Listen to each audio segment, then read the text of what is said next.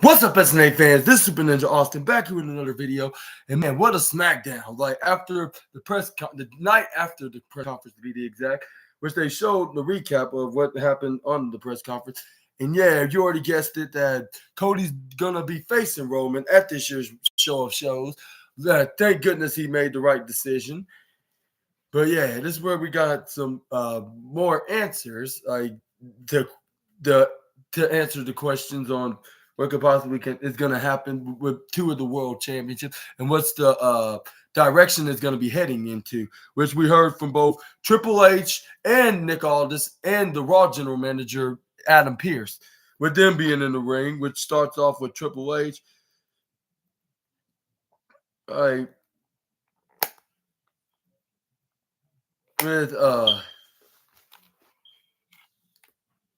With Triple H making it clear what's going to happen, like no matter who likes it or not in management, like or even in the roster. Like this is where Triple H then got on the microphone. This is where the crowd was cheering for Triple H what he had to say, which he was like, let's get to business. But before we get into that, welcome to SmackDown, Charlotte, North Carolina people. And this is where fans were cheering like, yay, and a mini cheer, I should say. This is where it's somewhere far away last night, we took a hard left turn, and now that road is completely on fire. And this fans like, yes, I love to hear the sound of that. And this is where Triple H is like, let me tell you, ladies and gentlemen, it felt really, really good. But I came out here because I want to clear up one thing, about the, and this is where before he could even finish his sentence, this is where the fans start chanting, Rocky sucks, and I was like, I thought that this was the end of the Rocky suck trend. Oh, that's right. Like he just turned heel because he took up for Roman Reigns when Cody Rhodes called Roman Reigns out of everybody in the family, like his The Rock's grandfather and even the Wild Samoans and everybody else in this family are very disappointed of Roman Reigns on how much of a champion he has been in recent years. But yeah, I guess that makes sense, of course, because he's now a heel, and he's gonna probably make his he's gonna make his statement known with Roman Reigns at next week's SmackDown, which we could possibly see him confirming that he wants a shot at The Rock, which I would prefer to see him facing Roman Reigns. But that won't happen until next year's WrestleMania 41. Which we could see either man, later on in the year, we could see either man turn babyface into this alliance, and split up from the other team in their cousin's alliance as the bloodline, of course. But anyway, we're going to talk about that in just a moment. But this is where the fans start saying Rocky sucks for 10 seconds straight until Triple H continues saying there's some absolute confusion in there. Maybe some people just don't know their role, huh? And fans boo, no sugar honey iced tea, which that was a clear reference to the great one, because that's what he would say, when somebody interrupts him, he's like, shut your damn mouth and know your damn role. But anyway, this is where Triple H I don't know, let's set up the record straight, because I felt like there are people that went out there and they tried to think they were they can assert their authority when they don't really have any authority whatsoever, trying to overrule me when I'm the one officially making the decisions, and that's in my jurisdiction. Fans boo, boo, we do not want that. We want Cody finish the story, and we don't give a damn about him saying we're just a bunch of Cody crybabies, which that's near reference of, in my version, that's a clear reference to a certain Pat McAfee show when a certain Brahma Bull was the special guest, of course. Let's hope you don't lay the smackdown on me for saying this. For taking sides of the IWC about Cody Rhodes' case. But anyway, this is where Triple H we really And this is where Triple H's like, we clearly don't care what we see. Like, there's one thing that's abundantly clear here in WWE, where people like them, they don't like them. Like, the answers come like from one place and one place only. Like, and right now, you are looking at him. And fans like, yes, and we got some authority and order now. Like, of making sure that everything's gonna go according to plan. Like, even we had to change a few things in plans, like due to injuries and allegations and stuff from wrestlers like CM Punk and Brock Lesnar. But anyway, this is where Triple H's like, I think the main event, WrestleMania 40, the biggest WrestleMania of all time for the past 40 years of its existence. Roman Reigns will defend his undisputed Universal Championship against the American Nightmare, Cody Rhodes, in the main event of WrestleMania. Fans are like, yes, we hear the confirmation of what's the official plans for that side of Mania, that side of Mania. And this is where Triple H is like, now there's some people also like back there, like in the backstage. And this is where fans started know what he was referring to, and they started chanting Rocky, like Rocky, Rocky, Rocky. And then this is where there are some, whom I can most of, at least, if not all of them around the arena in Charlotte, was chanting Rocky. This is where Triple H's like, yeah, there's some people out there that the decision will disappoint them, and that maybe they won't like that decision that we're making. It. Fans like, boo, and this is where Triple H took a page after saying, like, there's some people out there back there that don't like and don't agree in this decision. But like, guess what? And he said the catchphrase, the other catchphrase he said, he's like, it doesn't matter if you don't like our decision here. And fans like, yes, like good old Papa H has a backbone, like for us to see Cody finally finish the story.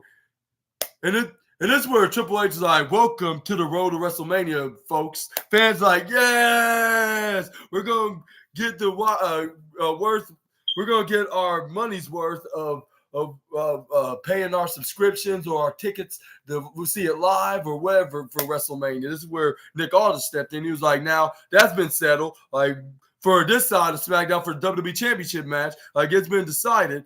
Well, we must shift our attention to Seth Rollins' opponent and the Seth Rollins' opponent for his World Heavyweight Championship match at WrestleMania as well. Like, after extensive discussions all week, like, we have collectively agreed, like, that Seth Rollins' challenger at WrestleMania will be determined at this this upcoming premium live event in Perth, Australia, in an elimination chamber match, which we'll have all 6 men, like, in February 24th, fighting their way and trying to earn the spot of being World Heavyweight Champion contender.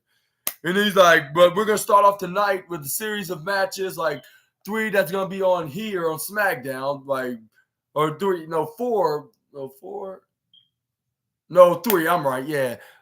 Or it could, well, I would say, I'll say 2, 2 tonight, and then there was 2 on, and 2, there's going to be 2 on, there's going to be 2, there were 2 tonight, and then 2, okay, yeah, that makes sense, yeah, which they're going to have 2 matches tonight, and then 2 matches on this coming Monday on Raw, and we're going to have 2 more matches next week. This is where Nick Aldis then continued to say, or not continue, this is where he's like, we got them named right here, and to reiterate the fact that WWE management is a united front, like, I would take this opportunity to hand over to my esteemed colleague right here, the general manager of Monday Night Raw, Mr. Adam Pearce, to announce those names. And this is where Adam Pearce properly thanked him, saying, thank you, Nicholas. Again, ladies and gentlemen, I'll probably introduce your participant to that trial, to the 12 superstars that are participants to compete the opportunity to step into the chamber for Perth, Australia. We'll start off with the Viper, Randy Orton. And we got Big Bronson Reed, Kevin Owens, Logan Paul, the phenomenal AJ Styles.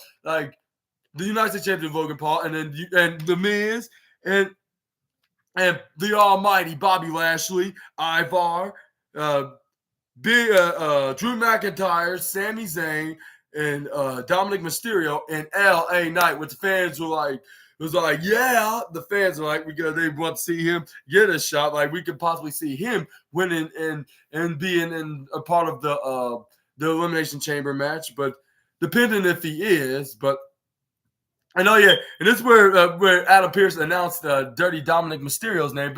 Fans did not like that. They were booing as much as what they were doing with The Rock, like for trying to change the decision of not having Cody Rhodes win. But luckily, yeah, the authority figures were there, and it seems like that they did no angle that Triple H had nothing under his control, and he had no choice but to fire him. Luckily, that didn't happen because at the same time, like, it probably would make sense with him leading up to trying to get back into that point of getting the opportunity against Roman Reigns, but it looks like he'll be going through a couple of difficulties and obstacles that are in his way from preventing him of facing Roman at the grandest stage of them all.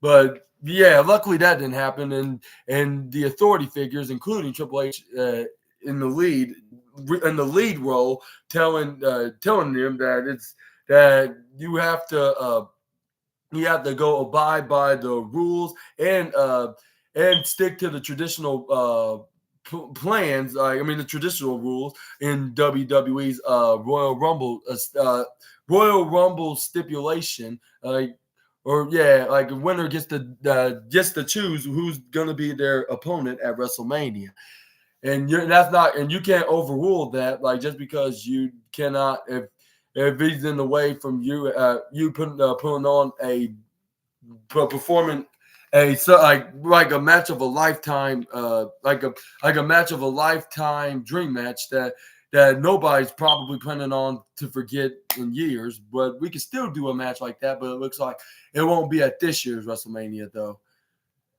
But yeah, what's your thoughts on tonight's Raw? Do you think it was a better? This was a better segment than it was rumored to be? Let me know in the comments down below. But let's continue, and we got this is where Drew McIntyre's like, I'm glad to hear that, and I'm glad Cody made his decision of picking Roman. That leads me to go ahead to go on my way onto the road to WrestleMania and go face to face with the current world champion. And then this shirt, and he was like, and this shirt is selling more in the charts than WWE's shopping website. Like, and it comes out the shirt, which is very hilarious. Like, so DM. He was like, so DM Hunk here is going to make you a promise. And I was like, wow. Like, he came up with such similar nickname as CM Punk's. Like, I don't know how he did that, which DM obviously stands for his name, Drew McIntyre. I don't know how he could do that. I couldn't even thought of having a nickname like that, which I wouldn't say a hunk part, like, well, because I'm not attracted to guys, of course, but you get the point. Like, well, but there's some females that probably think Drew McIntyre is very good looking in this version of himself as the Scottish Warrior. But anyway, this is where Drew McIntyre continues like, Punk will not get one penny from the profits from this selling of the T-shirts.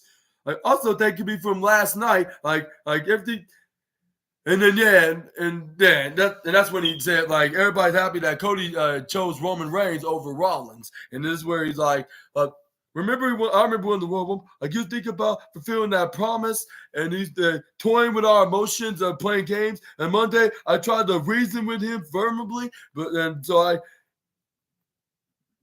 and he wouldn't answer that question. So I reasoned with him physically, with a Claymore kick. What happened last night? Like, he's gonna finish the story and become WWE champion. And he was pretty much, I'll say he was pretty much stating that he was the reason why Cody Rhodes made that right decision, which I'll say, even if you didn't Claymore kick him, Drew, like, no disrespect, like, but he would have chose Roman Reigns no matter what, because no one or nothing is going to stop the American Nightmare from finishing the story of his family's legacy.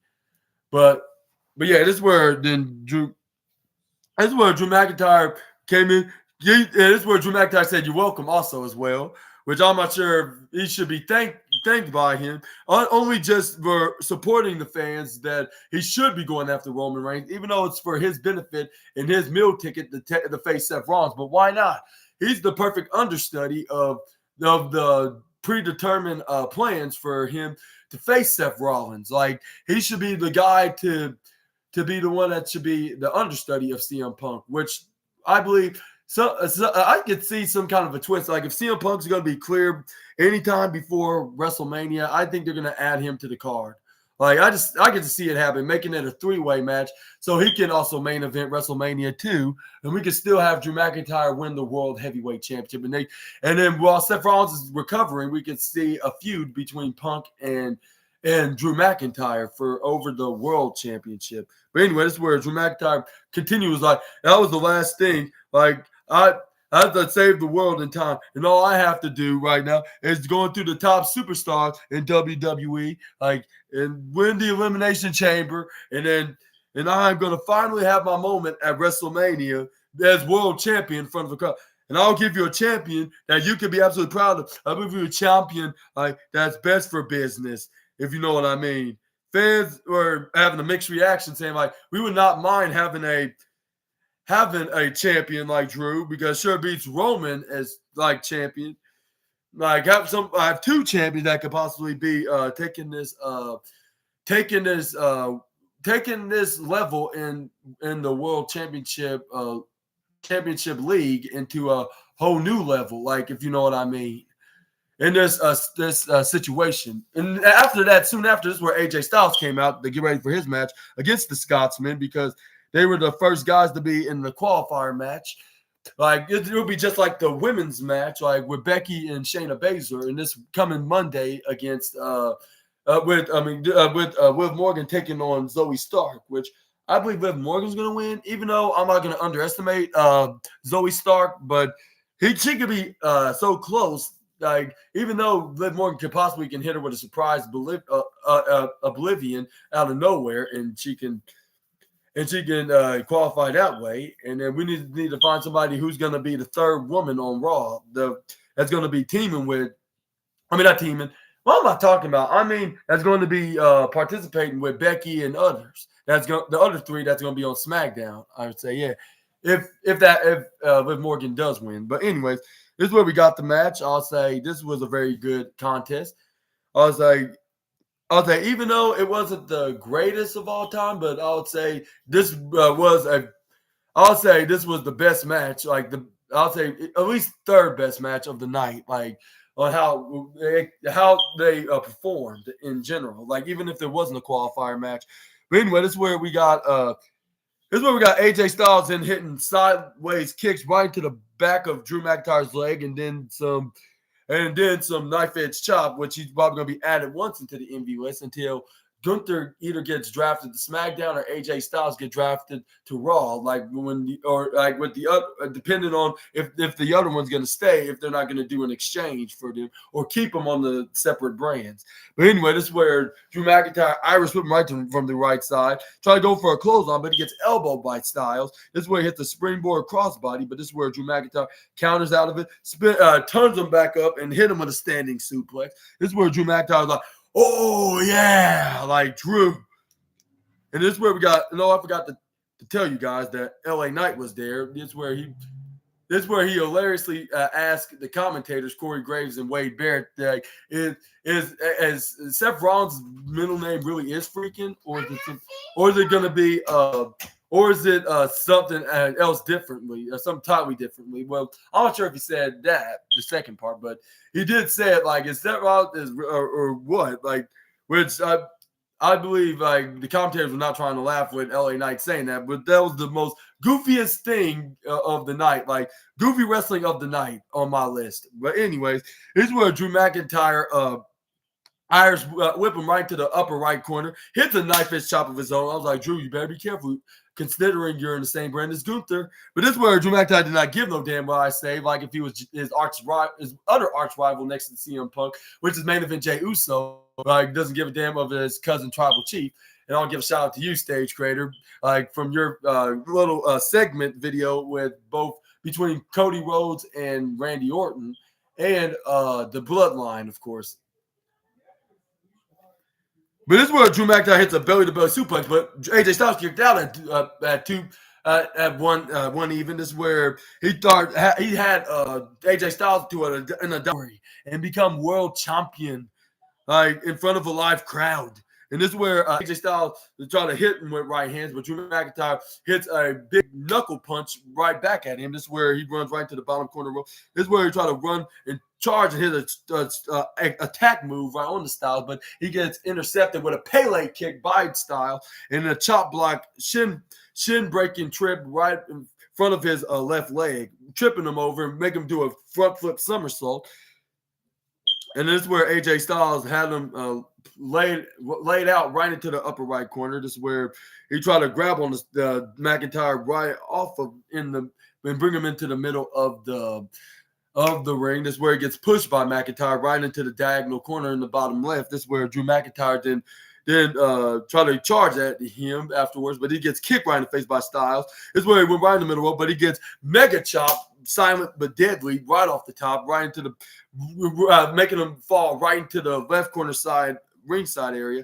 This is where he was whipping right to Barry's tombstone into the lower right corner, landed right over the timekeeper's area. This is where Drew McIntyre then leaned right back into that corner and then turned around, looking at the WrestleMania signs like it's for this shot of achieving my dreams as world champion in a live crowd.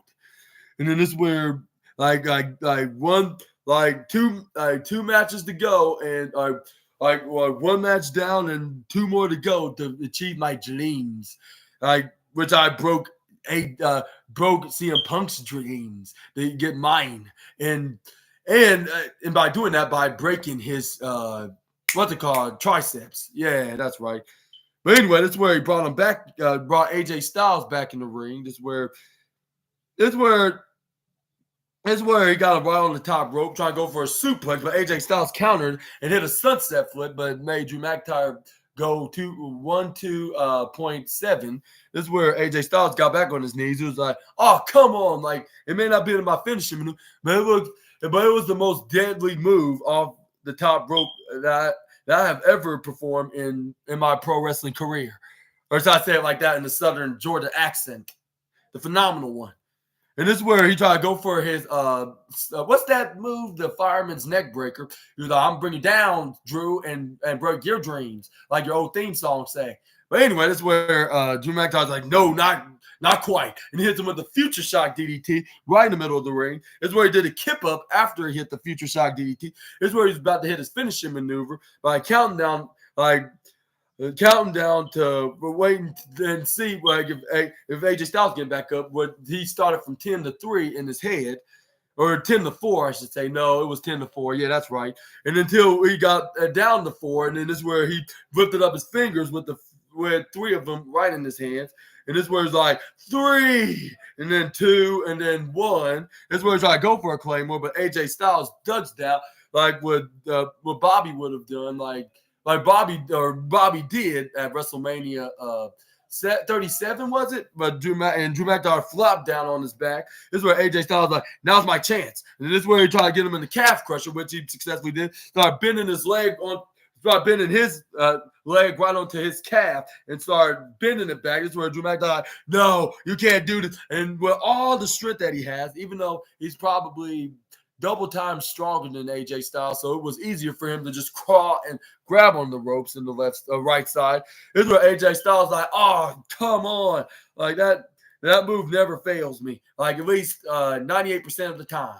And this is where AJ Styles then and right onto the charged right on Drew McIntyre as soon as he got right on the lower right corner of Tina the turnbuckle. This is where he tried to run and try to hit a flying clothesline, but this is where Drew McIntyre flips him right over the top ropes into the right corner apron. This is where AJ Styles counters, hit a forearm right to his face or elbow strike. This is where AJ Styles then trying to go for the phenomenal forearm, but I think he got pushed over right onto the outside area with a big right hand, which he knocked him flat out into the ringside area, into the right side. This is where Drew McIntyre tried to collect AJ Styles' body, throws him right back in the ring so he can be qualified in this number one contenders elimination chamber against Seth Rollins. This is where Drew McIntyre was barely walking while doing so, with him trying to get his rearrange things that have been bruised in his body, in the process, trying to make sure he can do it as quick so he can throw him back in the ring quicker. But before he can even do so, this is where he gets Pele kick out of surprise right into the head, which he had him walking near the bottom right read of the ring post in the corner. This is where AJ Styles tried to throw him right out on the announce table, but AJ Styles Drew McIntyre beat him to it and threw him instead into a counter, nearly catching LA Knight in the process, nearly running into him, but LA Knight took a page out of Samoa Joe's playbook and moved right out of the way, saying nope. And then this is where he took a drink out of his water. This is where he's like, you want something to drink? You gotta stay hydrated when you're trying to wrestle in these matches. And this is where AJ Styles like, hell no, get that water out of my face. I don't need no hydration. All I need is to knock that grin out of your face. And this is where Drew McIntyre caught him from behind, finally got him back in the ring after hitting him an attack axe handle right on his back. This is where Drew McIntyre's like, who wants to see me finish this southern midget off? And this is where fans are like, we are, which that's not nice when you call average height or short person a midget. But anyway, this is where he tried to go. This is where AJ Styles had him one when Drew McIntyre was being cocky, when he had him got him into the small package, and he would have gotten away with it too if it wasn't for that meddling megastar kid named LA Knight. And then because LA Knight was distracting the referee, saying like he's the one that knocked me out. You need to do something about it. You need to tell him that's not. You need to tell him it's not cool to knock somebody out that's not getting involved in the match, and or you should get him disqualified. And I was like, Knight, he's in a match. He's in a match with Drew McIntyre. Even if he hits you, and even if you're not involved, they cannot disqualify, which is unfortunate for the innocent guy that's not in the match. They didn't do anything, but I guess he did got some justice though, but not complete. Only just a quarter of justice, because as soon as I'll say, well, it's probably 1% though, but it probably doesn't matter at this point. But what does matter, we could possibly see them going head to head at a certain showcase event of the Immortals, of course. But anyways, this is where AJ Styles hit another big right hand tonight, which I believe that triggered him after the match. This is where he turns around, but he gets caught with a Claymore out of nowhere, with Drew McIntyre trying to compete with the Viper of facing Seth Rollins. This is where he goes for a pin. The referee counted all the way to 3, Jessica Carr to be the exact. And Drew McIntyre was your first participant, and the first qualifying participant of this coming Elimination Chamber event of getting a shot at the World Heavyweight Championship at WrestleMania, where Drew McIntyre celebrated. This is where Jessica Carr's already here's your winner. And this is where Drew McIntyre's like, do it again, do it now, Jessica. And this is where she's like, okay, you don't have to be so pushy. This is where Drew McIntyre's like, this is the start of my journey at the main event of WrestleMania, at least at night one's Mania, of course. But this is where we got Kayla Braxton and a backstage interview with Sami Zayn. This is where she asked him, we just saw Drew McIntyre just won the match. And tonight, you're going to face Randy Orton in the same opportunity in the main event of tonight's SmackDown. how you gonna play? And this was like, how you gonna plan on on winning this qualifying match and possibly a chance for you to win the Elimination Chamber match, for you to have the opportunity of main eventing WrestleMania against Seth Rollins. This is where Sami Zayn's like, look, like Caleb from last week, like it's like saying. I guess like what I could say about anything about WWE is nothing certain. And the question around WrestleMania and when it comes to the question of WrestleMania season, like WrestleMania season is the most emotional time for a lot of people, myself included, because I'm thinking about how last year and I was in the main event of Night One's WrestleMania, which we was team with Kevin Owens against the Usos. But anyway, this is where he was I get close very fast, but I don't have time to get emotional. I got to look at the fact. I got to look at what's right in front of me, and what's in front of me tonight is the qualifying match. Give me a ticket of being in an elimination chamber match and facing off against a 14-time world champion himself, which is known as the Viper, Randy Orton. Like a guy who might be to be one of them, is not the very best that they can do in that ring is Randy Orton. And if I get into Randy Orton, if I had to beat him in order to get inside that elimination chamber spot, in Drew McIntyre, that can lead me to the guy that just won, Drew McIntyre. And he's like, I can prove him wrong and get my justice against the Scottish Warrior. When I prove him wrong, I'll take that main event spot away from him. Which I was like, no offense, Sammy, but it looks like that won't be happening. That's what I was thinking before they even had this match, of course. But it's where this is where Sami Zayn's like, the man I have never beaten. It's not an easy path but it's a path though. Yeah, and this is where he says, he's like, so I'm gonna take that opportunity and take that chance of a lifetime of main eventing Mania, for the second straight year in a row. Which, I was like, regardless, and I was thinking regardlessly, even though he could prove me wrong, but it depends if he can beat the Viper and he can put on an impression. And let me be a little bit of a spoiler here. Let's say he put on one hell of a performance, which that's why I'm giving the number one match of the night.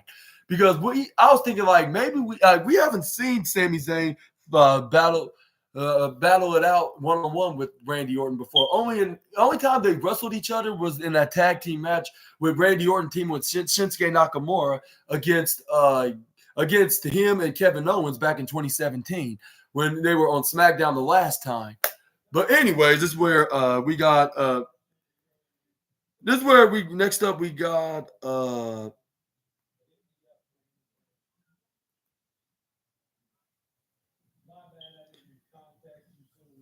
this is where we got this this is where we got this NASCAR driver, I believe, this NASCAR driver name, let's see.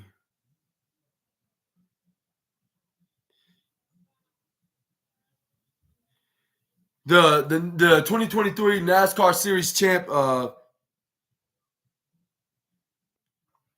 Ryan Blaney, that's what his name is, Ryan Blaney, which he made an entrance in his huge monster pickup truck. And this is where he came. This is where he came in with his custom, not custom, more like replica championship of the World Heavyweight Championship of Seth freaking Rollins, which he's a big fan of course. This is where he made the entrance of the arena, before the show was on the air. This is where we got a segment with Pretty Deadly, with them in the water side, or ocean side, I would say, in a very beautiful location, probably in their home country in England. This is where Elton Prince hilariously said, there's Queen Elizabeth in the sky watching upon us. This is where they showed Queen Elizabeth in a CGI effect with the clouds of showing her in the air, which I was like, I don't know how did they do this. Like, even though they pre-taped this like previous time before they went on the air on tonight's SmackDown. So they must have done this like a couple days in advance at least, like for them to manage to get away with something like that. Like, because you can do anything like when it comes to CGI and like when you're recording like a video or anything of the matter like that. Yeah, like recording a video or a segment or what's that, or like a TV show or even some kind of movie like with the camera effect, like with the with special effects, of course.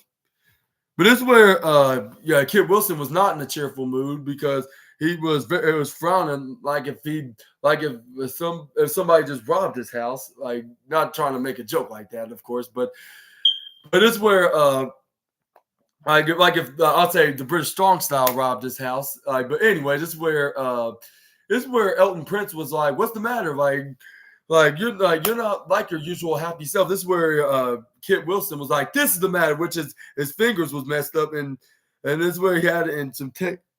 Yeah, with with some medical tape wrapped around it because they had to bandage it up as soon as he got it bent. But I'm not sure if it's really like legitimately injured. Like he's just probably selling it, even though like when he first took the move, it really hurt the most. Like, and it probably really doesn't hurt right now because it's only been like 7 days. So it's not like he did permanent damages. Otherwise, it would have been plus it would have been wrapped around like more better than that. But this is where Elton Prince was like, "Yeah, that good for nothing Pete done. Like, should be an absolute shame of himself. What did he done to you, bro? Like, I mean, Kurt." He was like, push that Pete Dunai, like if he was in a Broadway show. Like I was like, but this is a wrestling show, not a stage Broadway show. So, or what name of specific Broadway show? I would say this is what I would say. I'll say name a specific show like on the stage. I can't really think of anything at the moment, but I could say like, yeah, this is a wrestling show, not some stage show like in front of only 100 or maybe 200 people in attendance. So like so it's not really necessary to say it in that manner. Just say it like when you're in the serious voice, not being your goofy acting ways. Even if he is an actor, like save that when you're doing a stage show, like so you don't have to. So like it won't be waste. It won't be waste from this segment from showing your frustrations out by making it look professional against the bruiserweight. But anyways, this is where Elton Prince was like, and he was like, "This is time, and it's about time to get our revenge on that violent weasel. Like it's after all, it's WrestleMania season." And it's like, yeah, and this is our season right here. Where Kid Wilson responded, and this is where Elton Prince like, "It's Friday night SmackDown, huh? Like." We are pretty deadly here. We are all. This is what Pretty Deadly is all about. Like we're feeling it now. This is where he convinced Kid Wilson to smile and be cheerful after giving such a motivational, giving such a short but I'll say short but surely a one memorable motivational advice to his teammate to cheer him up and motivate him I'll say not advice, I'll say motivational like a motivational pep talk, I should say, to motivate him of being successful and better as in this tag team run on the Blue brand, like in their NXT run, which they ended by saying like the what they call it, the prettiest boys, and start doing their dance. And I was like, okay, like they are very special and unusual. I would say they're the special and unusual kind. But anyways, this is where we got This is where we had backstage with Pete Dunne and Tyler Bate getting ready for their match against DIY, like in the finals in this tournament match, to see who is going to face the Judgment Day at Elimination Chamber for the undisputed WWE Tag Team Championship.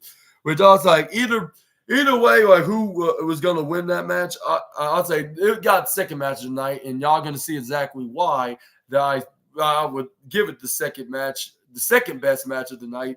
Like, and this is like watching a SmackDown version of their time in NXT, like back in 2019 or 2020, or whenever they were in their prime in NXT, like it's DIY and British Strong Style. But this is where we got the recap of Bayley confirming that she's gonna challenge Io Sky, and they show the replay of Bayley calling the Damage Control out, like